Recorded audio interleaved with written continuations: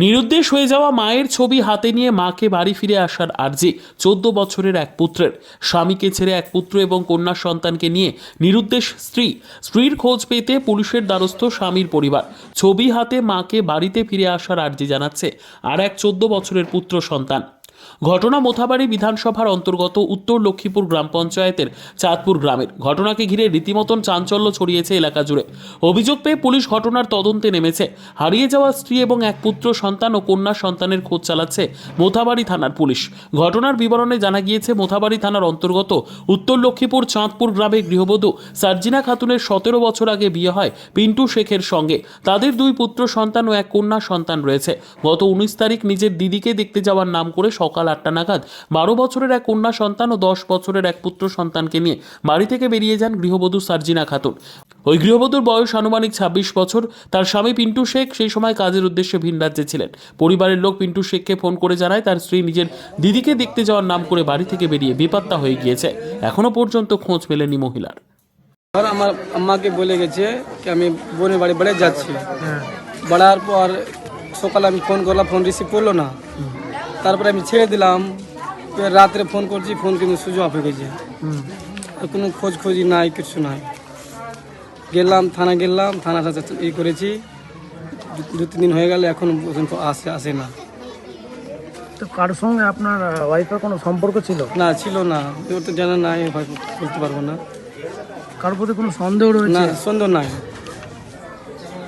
কিভাবে আপনি জানলেন যে চলে গেছে না বলে? চলে গেছে, আমার আম্মা বললো আমাকে ফোন করে কি বাড়িতে চলে গেল, রাত হয়ে গেল, এখনও আসেনি।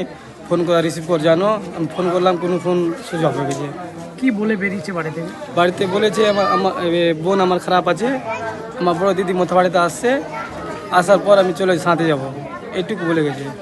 একটা বউ সকালে খাবার দাবার নাকি করেছে। খাবার দাবার করার পরে শ্বশুর শাশুড়িকে খাবার টাবার দিয়েছে। দেওয়ার পরে মনে হয় 8টার সময় আমি খোঁজ পেলাম। 8টার সময় বাড়ি থেকে বাচ্চা দুটো, ছেলে একটা মেয়ে, মেজো মেয়ে, মানে একটাই মেয়ে। বয়স কত তাদের? 12 বছর প্লাস। আর ছেলেটার বয়স হচ্ছে প্লাস 9 থেকে 10 প্লাস চলছে। সেই দুটাকে নিয়ে সেজে সুজে আর কি কাপড় ধরি পরে বেরিয়ে গেছে। ডকুমেন্টস সহ নিয়ে গেছে, আধার কার্ডটার যেগুলো আছে সবগুলো নিয়ে গেছে।